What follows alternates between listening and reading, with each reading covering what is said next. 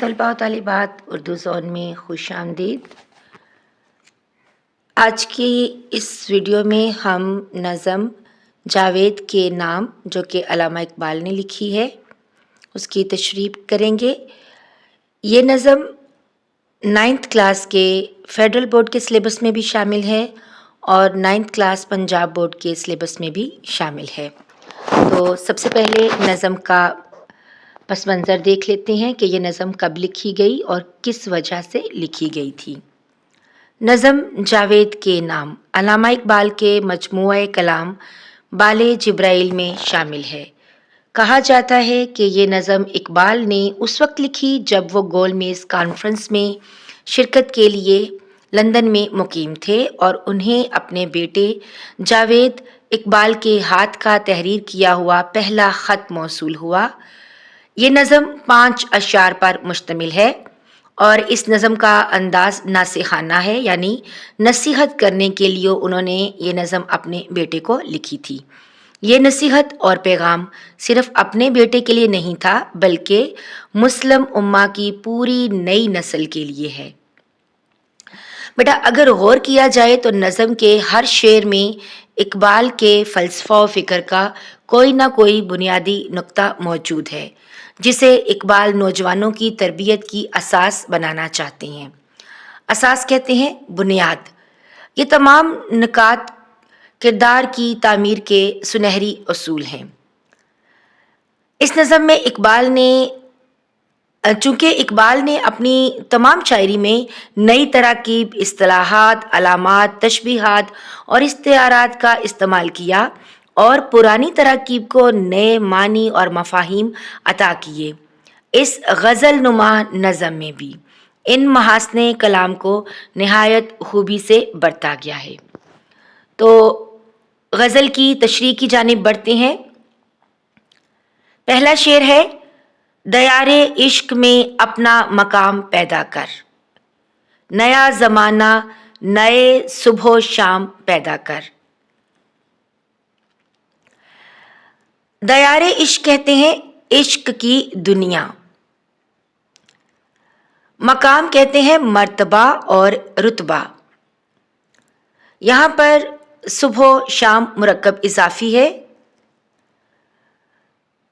बढ़ते हैं तशरीह की जानिब। अल्लामा इकबाल के कलाम में इश्क एक ज़बरदस्त लाफानी और ज़िंदगी बख्श कुव्वत की अलामत है। इश्क जो है इंसान को ज़मीन पर खुदा का नाइब होने का मुस्तहिक बनाता है और उसको तस्खीरे कायनात पर आमादा करता है। यही उसका मकसद तख्लीक है, यानी अल्लाह ताला ने इंसान को जिस मकसद के लिए बनाया है वो क्या है कि इंसान अल्लाह से लो लगाए, अल्लाह से इश्क करे और अल्लाह की बनाई हुई मखलूक के साथ हमदर्दी का रवैया रखे। जावेद के हवाले से इकबाल मुसलमान नौजवानों को इंसानियत के दर्जा कमाल तक पहुँचने का रास्ता बताते हैं। वो इनके किरदार व अमल में इंसान कामिल की झलक देखना चाहते हैं। उसकी पहली मंजिल अल्लाह और उसके रसूल सल्लल्लाहु अलैहि वसल्लम से लाजवाल मोहब्बत है, जिसके ज़रिए इंसान पहले अपनी ज़ात को पहचानता है और फिर खुदा की मार्फत हासिल करता है। इसी दर्जे पर वो वक्त और ज़माने की कैद से आज़ाद हो जाता है क्योंकि उसकी निगाह अबदी हयात पर होती है। बेटा हमें पता है कि हम इस दुनिया में मुकर्ररा वक्त के लिए आए हैं और फिर इस दुनिया से हमने रुखसत होना है और हमारी असल हयात एक और ज़िंदगी भी है जो इस मरने के बाद दोबारा शुरू होगी। तो इसी वजह से इंसान ज़माने को अपनी मर्ज़ी के मुताबिक ढालता है क्योंकि उसकी रज़ा में अल्लाह की रज़ा शामिल हो जाती है और ये इनफरादी तरक्की कौमी तरक्की का जीना बन जाती है। यानी इंसान अपनी परवाह नहीं करता बल्कि सबसे पहले दूसरों की भलाई के लिए सोचता है, दूसरों के फ़ायदे के लिए सोचता है। हवाले का शेर अगर आप लिखना चाहें बेटा तो यूँ लिख सकते हैं, इसी रोज़ और शब में उलझ कर न रह जा, کہ تیرے زمان و مکان اور بھی ہیں۔ اگلے شعر کی طرف بڑھتے ہیں۔ خدا اگر دل فطرت شناس دے تجھ کو، سکوت لالا و گل سے کلام پیدا کر۔ مرکب ترکیب ہے دل فطرت شناس، مرکب اضافی اور مرکب تراکیب کا میں نے جیسے پہلے بتایا کہ اقبال نے اپنی شاعری میں مرکب تراکیب کو نئے انداز سے بھرتا ہے۔ تو دل اور فطرت کہتے ہیں یعنی قدرت جو نظارہ ہوتا ہے، نیچر، شناس کہتے ہیں جاننے والا، پہچاننے والا۔ تو دل فطرت شناس یعنی نیچر کو، قدرت کو، فطرت کو پہچاننے والا دل۔ سکوت کہتے ہیں خاموشی، سناٹا۔ لالا او گل، گل کہتے ہیں پھول کو۔ لالا ایک گلے لالا کی بات کر رہے ہیں جو لال رنگ کا ہوتا ہے، ریڈ کلر کا، تو گلے لالا او گل دلکش پھول۔ علامہ اقبال اپنے کلام کے ذریعے مسلمان نوجوانوں کو تدبر، سوچنے کا اور غور و فکر کرنے پر آمادہ کرتے ہیں، کیونکہ انہیں اسلاف کے نقش قدم پر چل کر دنیا میں اسلام کا پرچم بلند کرنا ہے۔ مشاہدہ فطرت اقبال کا خاص موضوع ہے۔ مشاہدہ ہوتا ہے اپنے ارد گرد کی چیزوں پر غور و فکر اور تحقیق کرنا۔ وہ اپنے بیٹے کو مظاہر فطرت کا مشاہدہ کرنے کی تلقین کرتے ہیں۔ دیکھیں ہمارے ارد گرد بہت ساری بے جان اور خاموش چیزیں ہیں جن میں اللہ کے جلوے چھپے ہوئے ہیں، جیسے پہاڑ، دریا، سمندر، چاند، ستارے۔ تو ان سب کو دیکھنے کے لیے حساس دل اور چشم بینا درکار ہے، یعنی دل کی آنکھ۔ بینا کہتے ہیں دیکھنا، چشم بینا۔ اب یہاں پر ہم اس سے مراد ہماری ظاہری آنکھ نہیں ہے، بلکہ اس سے مراد یہ ہے کہ ہم اپنے دل میں دوسروں کے لیے جو درد کا جذبہ رکھتے ہیں یا غور و فکر کرتے ہیں، اور تو وہ اس کو دیکھنا۔ اگر تجھے قدرت کی طرف سے بصیرت عطا ہو جائے، شاعر علامہ اقبال اپنے بیٹے سے یہ کہہ رہے ہیں کہ اے میرے بیٹے، اگر تجھے قدرت کی طرف سے بصیرت عطا ہو جائے تو چمن میں کھلے ہوئے سرخ خوبصورت پھولوں میں تیرے لیے پیغام ہے۔ ان کی خاموش زبان کو سمجھنے کی کوشش کرو اور ان سے ہم کلام ہو۔ اقبال اپنی نظم ایک آرزو میں کھلتی ہوئی کلی میں جلوہ قدرت کا نظارہ کرتے ہیں، وہ انہیں ایک نئی دنیا میں لے جاتی ہے۔ ان کی تمنا ہے کہ ان کے بیٹے کو بھی وہی دل و نگاہ مل جائے۔ بیٹا دیکھیں، جب ہم قدرت کا مشاہدہ کرتے ہیں، جب ہم فطرت کو دیکھتے ہیں، تو جیسے موسموں کا بدلنا، کبھی بہار ہے تو کبھی خزاں ہے۔ جیسے آج کل خزاں کا اگر موسم ہے اور تو درختوں سے سارے پتے گر چکے ہیں، لیکن جیسے ہی بہار آتی ہے تو نئے پھول، نئے پتے دوبارہ سے کھل اٹھتے ہیں۔ تو جتنا ہم نیچر کا، قدرت کا نظارہ کرتے ہیں تو ہمیں ہمارے دل میں ایک نئی دنیا آباد ہوتی چلی جاتی ہے اور وہ ہمیں غور و فکر کرنے پر مجبور کرتی ہے۔ حوالے کے طور پر شعر لکھ سکتے ہیں: گل کی کلی چٹک کر پیغام دے کسی کا، ساغر ذرا سا گویا مجھ کو جہاں نما ہو۔ اقبال ہی کا شعر ہے۔ تو بیٹا شعر نمبر 3 کی طرف بڑھتے ہیں۔ اٹھانا شیشہ گران فرنگ کا احسان، سفال ہند سے مینا و جام پیدا کر۔ فرنگ، فرنگی یعنی انگریز، شیشہ گراں، شیشہ بنانے والے، فرنگ میں نے کہا انگریز یعنی مغرب، یورپ کے رہنے والے لوگ، سفال کہتے ہیں مٹی کو، مینا و جام، جام کہتے ہیں پیالے کو، مینا کہتے ہیں سراہی کو۔ اقبال اپنے بیٹے کے حوالے سے مسلم نوجوانوں سے مخاطب ہیں۔ یہاں پر انہوں نے استعارے کا استعمال کیا ہے۔ تو مسلم نوجوانوں سے مخاطب ہوتے ہوئے اقبال یہ کہتے ہیں کہ مغرب کی چکا چوند نے تیری نگاہوں کو خیرہ کر دیا ہے۔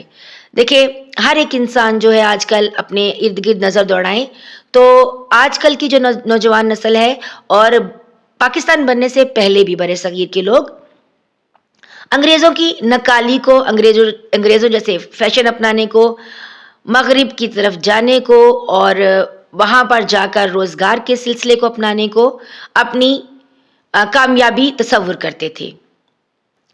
تو اقبال یہ کہہ رہے ہیں کہ مغرب کی یہ جو چکا چوند روشنی ہے اس نے تیری نگاہوں کو خیرہ کر دیا ہے، کیونکہ تو ان کی چمک دھمک کے سامنے اپنی تہذیب اور روایات کو بھول چکا ہے، کیونکہ اس چکا چوند کے سامنے تمہاری اپنی روایات اور تہذیب ماند پڑ گئی ہے اور تو ان کا اتنا احسان مند ہو گیا ہے کہ اپنی ہر چیز کمتر معلوم ہونے لگی ہے. اس احساس کمتری کو ختم کر دے. یورپی تہذیب و تمدن اور علوم و فنون سے مرعوب ہونے کی بجائے اپنے وطن کی مٹی سے اپنے لیے صراحی اور جام بنا لے. یہاں پر دیکھیں ضرور یہ ایسا نہیں ہے کہ وہ اپنے وطن سے مٹی لے اور اس سے صراحی اور جام بنانے شروع کر دے. مطلب اس کا یہ ہے کہ دوسروں کی پیروی کرنے کی بجائے اپنے زور بازو اور عقل و دانش سے کام لے کر ترقی کی راہ پر آگے بڑھنے کی جد و جہد کر. یعنی اپنی قوت بازو پر یقین رکھ، دوسروں کے سے بھیک یا مدد مت مانگ، دوسروں کے آگے ہاتھ نہ پھیلا. ٹھیک ہے؟ کیونکہ اگر تو ایسا کرے گا تو تجھے تن آسانی اور محتاجی کا تو شکار ہو جائے گا، اور تو محتاجی کی بجائے کیا کر، خود کفالت کا اصول اپنا. مغربی تہذیب بظاہر شیشے کی طرح صاف اور روشن نظر آتی ہے، یعنی جیسے شیشہ بالکل ٹرانسپیرنٹ ہوتا ہے، صاف اور شفاف ہوتا ہے، اسی طرح مغربی تہذیب دیکھنے میں تو صاف شفاف اور روشن دکھائی دیتی ہے، لیکن یہ ناپائیدار اور نظر کا دھوکہ ہے. جیسے بیٹا شیشہ جو ہے نا وہ ذرا سی ٹھوکر لگنے سے ٹوٹ جاتا ہے، چکنا چور ہو جاتا ہے، ناپائیدار ہوتا ہے.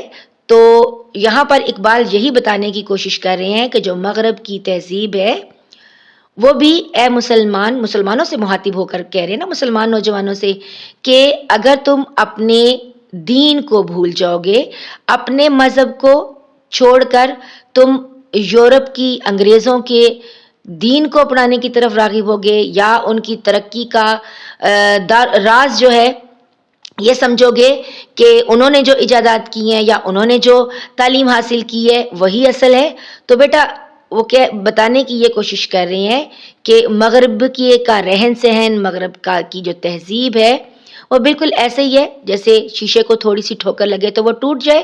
اسی طرح مغرب کی تہذیب بھی چکا چوند اور ناپائیدار اور نظر کا دھوکہ ہے. حوالے کے طور پہ شعر لکھ سکتے ہیں: نظر کو خیرہ کرتی ہے چمک تہذیب حاضر کی، یہ سنائی مگر جھوٹے نگوں کی ریزہ کاری ہے. بڑھتے ہیں شعر نمبر 4 کی جانب. میں شاخ طاق ہوں، میری غزل ہے میرا ثمر، میری غزل سے میں لالائے فام پیدا کر. شاخ بیل کو کہیں گے، طاق انگور کی، شاخ طاق انگور کی ایک بیل، یا ثمر کہتے ہیں پھل کو، ریوارڈ حاصل ہونا، پھل، یعنی ثمر ہم پھل کو بھی کہتے ہیں اور ثمر سے مراد کوئی چیز حاصل ہونا، ریوارڈ ملنا. میں کہتے ہیں شراب کو، لالائے فام، لالا میں نے پہلے بھی بتایا سرخ رنگ کا ایک پھول ہوتا ہے، لالا فام یہاں پر آ جائے گا سرخ رنگت والی شراب. ماہ لالا فام، ماہ لالا فام کا مطلب ہو جائے گا سرخ رنگت والی شراب. اقبال کی شاعری کی ایک خوبی یہ بھی ہے کہ اقبال علامات کا، تشبیہات کا اور استعارات کا دلکش استعمال کرتے ہیں. اس شعر میں انہوں نے اپنے لیے انگور کی بیل کا استعارہ استعمال کیا ہے. ہم نے پڑھا تھا کہ استعارہ کیا ہوتا ہے، وہ لفظ وہ جو اپنے حقیقی معنوں کی بجائے مجازی معنوں میں استعمال ہو. تو شاعر یہ کہتے ہیں کہ میں انگور کی بیل ہوں اور میرا پھل، میری غزل یا میری شاعری ہے۔ اقبال نے اردو غزل کے معنی اور مضامین کو بے پناہ وسعت اور رفت عطا کی۔ دیکھیں اقبال کی شاعری سے پہلے جو غزل تھی نا، اس میں صرف عورتوں سے باتیں کرنا، عورتوں کے بارے میں باتیں کرنا، اور ان کے معنی اور مضامین جو تھے نا وہ بہت محدود تھے۔ تو اقبال نے اردو غزل کو وسعت عطا کی تھی۔ تو اقبال یہ کہتے ہیں کہ میری غزل کیا ہے؟ میری برسوں کی محنت اور ریاضت اور علم و فکر کا نچوڑ ہے، اس لیے اس کا بغور مطالعہ کرو۔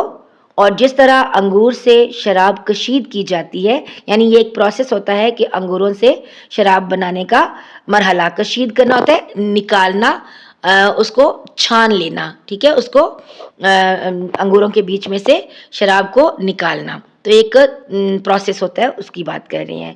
تو کہتے ہیں کہ جس طرح انگور سے شراب کشید کی جاتی ہے، اسی طرح میرے اشعار سے اسرار اور رموز اخذ کرنے کی کوشش کرو، یعنی میرے جو شعر ہے ان میں سے تم ان بھیدوں کو، ان رازوں کو، ان اشاروں کو سمجھنے کی کوشش کرو کہ میں نے ان میں حیات اور کائنات کا مشاہدہ کرنے کی جو تلقین کی ہے، اس کو سمجھو اور فائدہ اٹھاؤ۔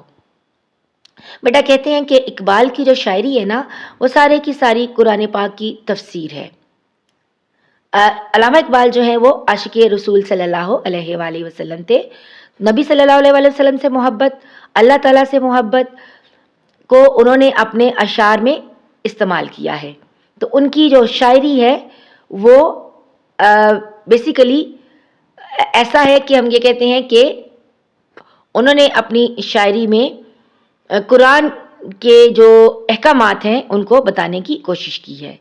میں لالا فام، یہاں پر میں لالا فام بھی استعارہ ہے۔ اب اس سے مراد یہ وہ شراب نہیں ہے کہ جو پی کر انسان اچھے اور برے کی تمیز بھول جاتا ہے، یعنی جب شراب کو اسلام میں حرام قرار دیا تھا نا، تو مدینے میں لوگوں نے شراب کو گلیوں میں بہا دیا تھا، کیونکہ جب انسان شراب پی لیتا ہے تو وہ مدہوش ہو جاتا ہے اور اچھے اور برے کی تمیز ختم کر دیتا ہے۔ علامہ اقبال یہ کہتے ہیں کہ یہ تو وہ والی شراب ہے، یہ تو وہ نشہ ہے جو دل اور روح کو سیراب کرتا ہے اور معرفت الہی تک لے جاتا ہے، یعنی یہ وہ وجد کی کیفیت ہے، یہ وہ نشے کی کیفیت ہے جو انسان کی روح کو اندر تک سیراب کر دیتی ہے، اور پھر وہ اللہ تعالیٰ کے چھپے ہوئے راز اور بھید جاننے کی تگودو کرتا ہے، اور یہ راستہ اسے اللہ تک پہنچانے کا باعث بنتا ہے۔ حوالے کا شعر یوں لکھ لیجئے گا: میں کہ میری غزل میں ہے آتش رفتہ کا سراغ، میری تمام سرگزشت کھوئے ہوں کی جستجو۔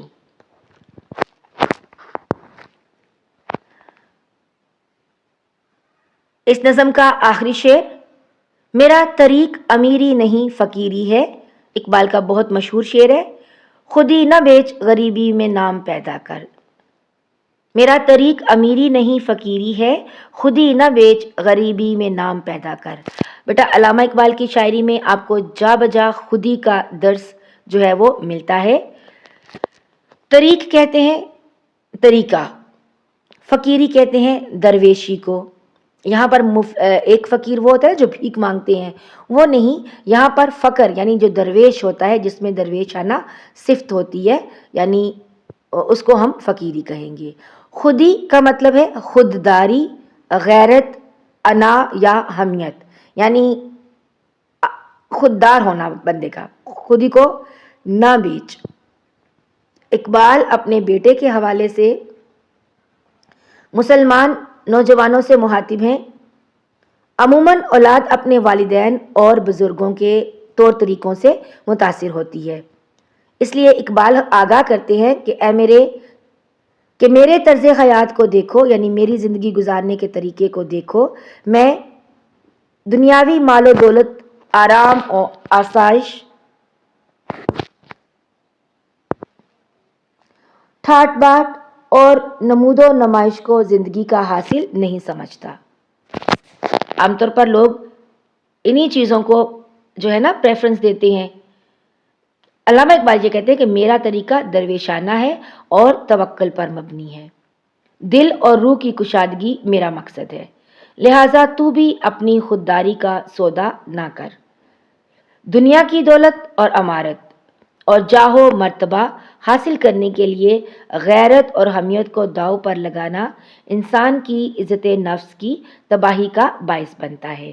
تو اپنی انا کی حفاظت کرو اور اپنی صلاحیتوں کو بروئے کار لاتے ہوئے محنت اور ریاضت کرتے رہو تاکہ دنیا میں عزت اور مرتبہ حاصل کر سکو، کیونکہ دنیا انہی لوگوں کی قدر کرتی ہے جو اپنی عزت آپ کرتے ہیں، ان کی نہیں کرتی ہے جو اپنی عزت کو چند سکوں کے لیے بیچ دیتی ہیں۔ تو یہاں پر شاعر یہی کہہ رہا ہے کہ دیکھو آج کل اگر آپ معاشرے میں دیکھیں تو رشوت، چور بازاری، اس کے علاوہ میرٹ کا نہ ہونا، یہ سب کچھ کیوں ہے؟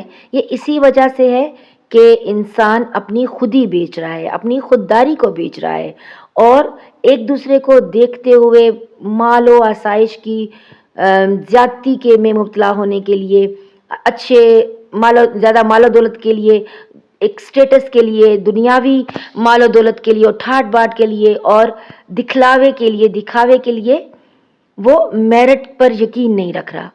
تو وہ میرٹ پر جب یقین نہیں رکھتا تبھی وہ خودی کو بیچتا ہے نا، اور اپنی خودی کا سودا کر کے وہ رشوت بھی لیتا ہے، وہ یا رشوت دیتا بھی ہے، کرپشن کرتے ہیں، ٹھیک ہے۔ تو اقبال نے مسلمان نوجوانوں سے مخاطب ہوتے ہوئے ان کو یہ نصیحت کی ہے کہ میں نے اپنی ساری زندگی اس طرح سے گزاری ہے، ایسا طرز حیات اختیار کیا ہے کہ میں اس ٹھاٹ باٹ کو یا نمود و نمائش کو زندگی کا حاصل نہیں سمجھتا، بلکہ میرا توکل کس پر ہے؟ اللہ تعالیٰ کی ذات پر، کہ میں اللہ پر، اور جب انسان اللہ پر توکل کر لیتا ہے نا بیٹا، ہونا تو وہی ہوتا ہے نا جو رب نے ہمارے لیے لکھ دیا ہوتا ہے۔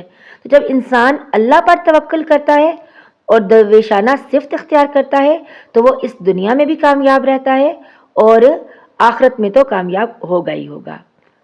حوالے کے طور پر لکھ لیجئے گا، خودی کو نہ دے سیم و زر کے عوض، نہیں شعلہ دیتے شرر کے عوض۔ تو بیٹا یہ ایک نظم جو اقبال نے اپنے بیٹے کو نصیحت کرتے ہوئے اور مسلمان قوم کو، برصغیر کے مسلمانوں کو خواب غفلت سے بیدار کرنے کے لیے اور انہیں ایک آزاد وطن کے حصول پر آمادہ کرنے کے لیے لکھی تھی، کیونکہ برصغیر کے نوجوان جب تک عظیم مقاصد کے حصول کے لیے اکٹھے نہیں ہوں گے، ان کو اقبال کے کہنے کا مطلب یہ تھا کہ اگر برصغیر کے نوجوان اپنے عظیم مقصد کے لیے اکٹھے نہیں ہوں گے تو پھر اپنی مسلم قوم جو ہے اس کا مقدر نہیں بدل سکتی۔ اور پھر اقبال نے یہ بھی کہا کہ اگر اللہ تعالیٰ تمہیں ایسا دل عطا کرتا ہے کہ تم دنیا میں موجود لوگوں کو اور ہر شے کو سمجھنے کی صلاحیت رکھو، اور اگر تمہارے دل میں انسانیت کے لیے محبت ہو، انسانوں کے لیے محبت ہو، اور نیچر کے قریب تم رہو، جیسے چرند پرند ہیں، اگر تمہارے دل میں ان کے لیے رحم دلی کا جذبہ ہوگا تو یہ ایک بہت اچھی خوبی ہے۔ جیسے اقبال نے کہا نا کہ جیسے ایک شعر ہے کہ اپنی مٹی پہ چلنے کا سلیقہ سیکھو، سنگ مرمر پہ چلو گے تو پھسل جاؤ گے۔ تو اقبال بھی یہی بتانا چاہ رہے ہیں کہ اگر تم انگریزوں کا طرز زندگی اختیار کرنے کی کوشش کرو گے یا ان کی تہذیب اختیار کرو گے تو تمہارے لیے تم بھٹک جاؤ گے، تمہارے لیے آگے کوئی منزل نہیں ہوگی۔ تو اس لیے اپنی مشرقی تہذیب جو ہے اسی کو اپناؤ اور اسی کے مطابق جو ہے اپنی مٹی سے لگن رکھو، ٹھیک ہے۔ اور ایک غیرت مند شخص جو ہوتا ہے وہ کیا کرتا ہے؟ وہ دنیا کی محبت میں غرق نہیں ہو جاتا، بلکہ وہ اپنے آپ کو پہچان کر ایک درویش کی سی سادہ زندگی بسر کرنے کی کوشش کرتا ہے۔ وہ کسی کے سامنے ہاتھ نہیں پھیلاتا۔ بیٹا ہمارے نبی صلی اللہ علیہ وآلہ وسلم نے بھی بھیک مانگنے سے، یعنی دوسرے کے سامنے ہاتھ پھیلانے سے منع کیا ہے، بلکہ یہ کہا ہے کہ خود محنت کر کے کھاؤ، ٹھیک ہے، کہ الکاسب حبیب اللہ، کہ جو اپنے ہاتھ سے کام کرنے والا ہے وہ اللہ کا دوست ہے. تو اگر آپ قناعت انسان میں آ جاتی ہے نا تو یہ ایک بہت بڑی خوبی ہوتی ہے، اور اس سے انسان کی اپنے لوگوں میں بھی عزت ہوتی ہے اور دنیا کی دوسری قوموں میں بھی عزت ہوتی ہے. مجھے امید ہے کہ آپ کو آج کا لیکچر اچھی طرح سمجھ میں آ گیا ہوگا. اگر آپ نے ابھی تک میرے چینل کو سبسکرائب نہیں کیا تو چینل کو ضرور سبسکرائب کر لیجئے گا تاکہ بیٹا ہر نئی ویڈیو آپ تک بر وقت پہنچ سکے. ملتے ہیں ایک نئی ویڈیو میں، تب تک کے لیے اجازت دیجیے. اللہ حافظ.